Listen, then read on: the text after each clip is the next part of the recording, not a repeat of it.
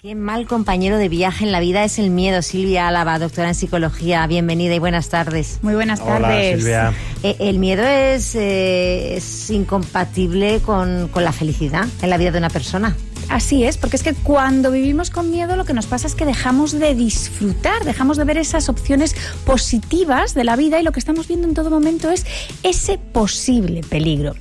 Además tenemos que decir una cosa, que fíjate que el miedo, cuando hay una situación que es peligrosa, te activas, ese miedo no suele tener consecuencias para nuestra salud mental. Es adaptativo y es necesario. Porque es adaptativo, porque es completamente necesario. Me permite seguir con vida. El problema es cuando es un miedo de los que tenemos en la cabeza, de tipo irracional, y generalmente miedos a cosas que, ¿y si ocurre esto, no? ¿Qué es lo que puede pasar? Y eso, cuando se mantiene en el tiempo, se traduce en un problema de ansiedad, estar buscando siempre lo potencialmente peligroso, las cosas que nos dan miedo. Buscamos problemas donde no los hay y posibilidades a veces incluso remotas. ¿Y eso cómo podemos tratarlo?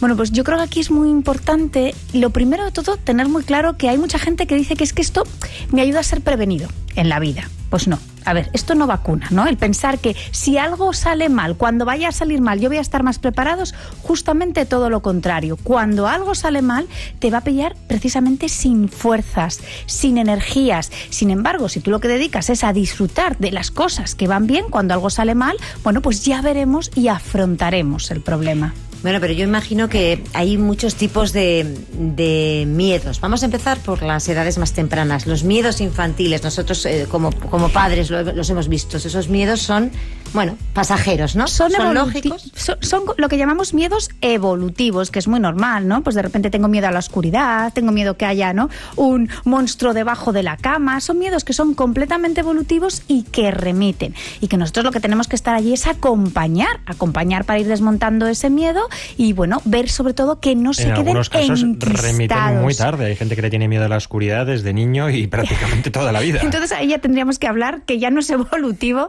sino que se nos ha quedado un problema y que habría que tratarlo. Bueno, pues cuando son muy pequeñitos sabemos que los niños se asustan con mucha facilidad, cuando por ejemplo hay un ruido muy fuerte, cuando hay algo que no controlan, y es normal, porque al final es adaptativo. ¿Qué es lo que hacen? Buscan a su figura de referencia, que generalmente es su papá, su mamá, y se esconden detrás de ellos para que me protejas. Eso es completamente normal y es más, es bueno y es sano. El problema es cuando ya les empieza a interferir en otro tipo de cosas. Pues por ejemplo, es que hay que ir la típica excursión de granja escuela del colegio y ya no me atrevo a ir y yo soy el único que me quedo en casa. O me invita un amiguito a dormir a casa, van a ir todos y se hace una fiesta de pijamas y yo no puedo, estoy deseando. No es que no quiera, pero ese miedo me impide. Ahí sí que sería el momento de decir, oye, vamos a empezar a trabajarlo, sobre todo porque está dejando de disfrutar de otras cosas. Además, miedos irracionales en muchos casos. Y luego hay miedo, por ejemplo, vivimos rodeados de miedo y es verdad que se trata de ir superándolos. Miedo al fracaso, en la vida, en el trabajo, miedo a las equivocaciones, miedo a la muerte, que yo creo que al final es algo que es lo único que nos hace a todos iguales, es eso, que sabemos que al final, tarde o temprano, la muerte es el final, pero esos miedos, claro, ese miedo, por ejemplo, con los que tenemos que lidiar, esas inseguridades.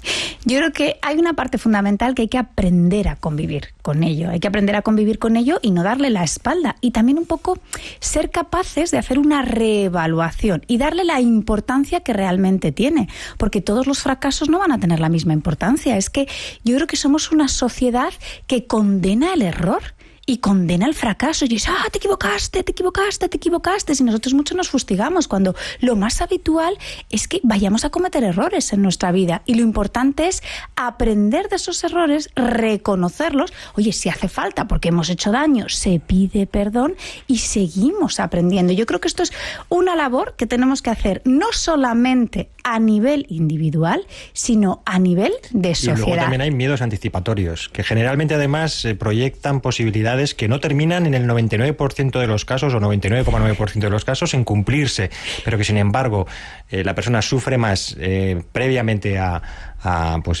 que no suceda nada que cualquier otro momento. Y eso es lo que genera lo que se llama la ansiedad anticipatoria, ¿no? Pensar todos los escenarios posibles que van a ir mal, donde además ya me imagino pasándolo francamente fatal. ¿Y cuál es el problema que tiene en ese sentido el cerebro? Que no tiene tiempo verbal, que yo recuerdo una situación del pasado en la que lo he pasado muy mal y me vuelvo a poner triste. Pero es que si yo me imagino que en mi futuro me va a ir mal, ya empiezo a tener toda esa correlación, ¿no?, a nivel fisiológico y empiezo a encontrarme realmente mal. Pero, ¿qué tiene el miedo, Silvia? Que estamos hablando que, por supuesto, a veces nos asusta, pero también a veces nos atrae. Nos gustan las películas de miedo, nos gusta Halloween. Es algo ciertamente contradictorio. Porque lo que nos gusta es el miedo controlado, lo que nos gusta es el subidón de adrenalina de estoy viendo una película de miedo en el que me da un susto, pero sé que son actores que están del otro lado de la pantalla y que no es real. Es la sensación de me meto en una casa de terror, ¿no? O me meto ahora, ¿no?, disfrazado de Halloween, porque hay una parte de adrenalina de qué susto, pero yo controlo, sé que no es real, sé que mi vida no corre peligro. Entonces lo que nos gusta más que el miedo es la adrenalina que nos genera esa situación, pero desde el control. Generalmente cuando perdemos el control o cuando sentimos que no tenemos control sobre lo que va a ocurrir, entonces ya no es divertido. Sin embargo, hay personas que, pese a que no tengan el control sobre ese miedo, realizan actividades de alto riesgo. Estoy pensando en deportes extremos, gente que se lanza, pues bueno, prácticamente sin paracaídas en caída libre o hace, pues bueno, actividades realmente peligrosas.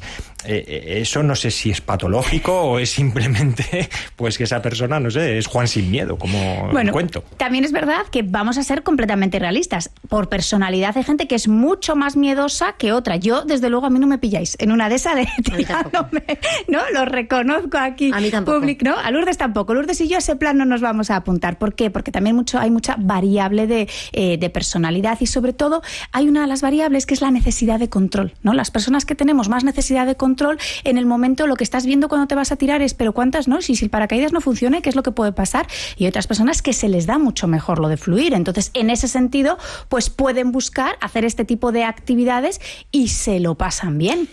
Me imagino que en consulta encontrarás muchos casos de miedos, pero que a veces se convierten en fobias. ¿Cuándo un miedo se convierte en fobia y hay que tratarlo?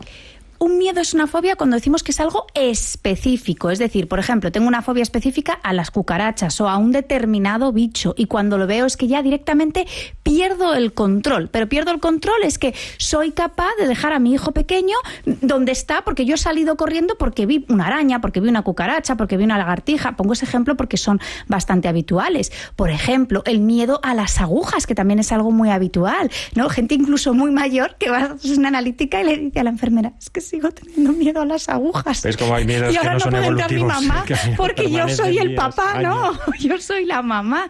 Entonces, claro, son cosas que se nos quedan ahí enquistadas y que además cuando son cosas así específicas es fácil trabajarlo. Lo que pasa es que muchas veces, bueno, pues si no interfieren mucho con nuestra vida, ¿qué es lo que ocurre? Que lo vamos dejando ahí pasar. Claro, pero es verdad que hay miedos que sí que evitan que vivas, es decir, que te paralizan, que bueno, pues que si tienes miedo a los espacios abiertos te quedes en casa, por ejemplo, o que dejes de hacer tu actividad cotidiana y rutinaria. Ahí es donde también hay que intervenir el profesional. Por supuesto que sí, es lo que estamos diciendo, que ya el miedo se está traduciendo en ansiedad, es decir, son miedos que no son reales, que están en mi cabeza.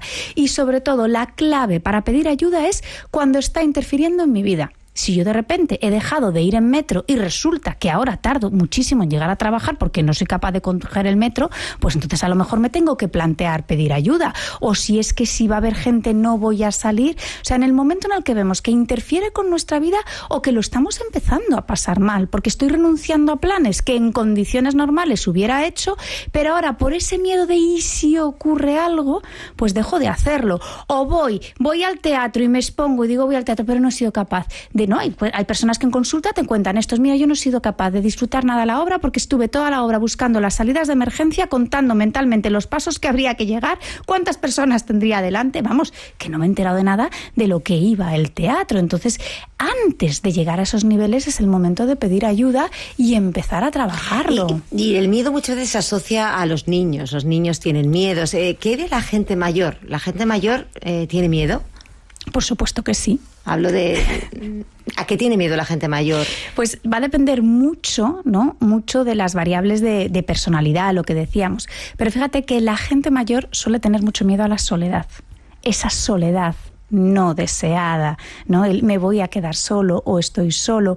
Y además hay una parte que también es complicado trabajar, porque en psicología se trabaja mucho desmontando los miedos, pero con esta gente no puedes trabajar en desmontar los miedos, porque es cierto que cuando tú vas cumpliendo años, cada vez hay menos personas, porque es verdad que se van muriendo, y ahí se trabaja de forma diferente, ahí se trabaja desde la aceptación. ¿Y el miedo a la muerte cómo lo trabajáis? Si alguien te va a la consulta y te dice que realmente tiene miedo a morir, ¿cómo lo trabajas? Eso lo hemos hecho desde la aceptación. Es algo que no podemos reestructurar, porque es que todos nos vamos a morir, y es algo que es cierto que hay que trabajar desde la aceptación. Y yo creo que es interesante también hacer una sociedad que no viva de espaldas a la muerte, ¿no? El día 1 es el día de Todos los Santos, y más allá de las fiestas de Halloween, que pueden ser súper divertidas, también es interesante el acordarse de las personas que no están con nosotros para ir perdiendo un poquito ese miedo a la muerte.